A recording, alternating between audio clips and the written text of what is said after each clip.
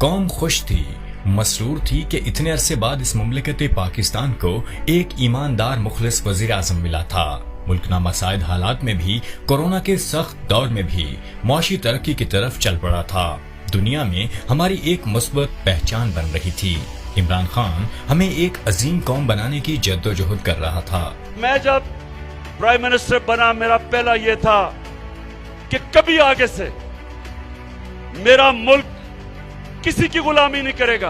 कि अचानक बैरूनी ताकत उठी, मंडियां लगी, जमीर के सौदे हुए, साजिश की फिजा बनी, जोड़ तोड़ खरीदो फरोख्त, सियासी लोटाबाजी की इब्तदा हुई और मुल्क में रजीम चेंज का आगाज हुआ। Pakistan needs to support Ukraine, stop looking for deals with Russia right now, limit their involvement with China, okay, and then also stop the anti-American policies that are part of the reason that Imran Khan, their prime minister, got voted out of office a couple of weeks. कौम ने सारा खेल तमाशा देखा, कैसे उनके मुंतखब वज़ीर-ए-आज़म को एक सर्कस लगाकर रात के अंधेरे में शब खून मारा गया। कप्तान डट के खड़ा था, मगर साजिशी टोला बड़ा था।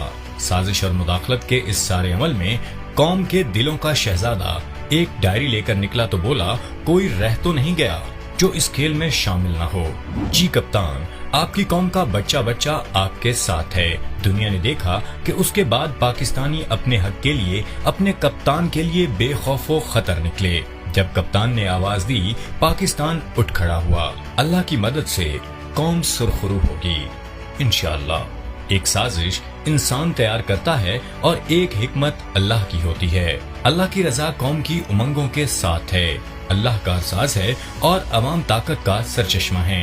एक अहल, ईमानदार, मुखलिस और मुंतखब वज़ीर-ए-आज़म की मसनद पर कोई ना अहल, करप्ट और अदालतों को मतलूब काबिज हो, ये इस कौम की तौहीन है, इस मुल्क के साथ मजाक है। इस रजीम चेंज को कौम चैलेंज करती है। अवामी अदालत में ये साजिश जुल्म है। पाकिस्तानियों को ये मुदाखलत नामंजूर है।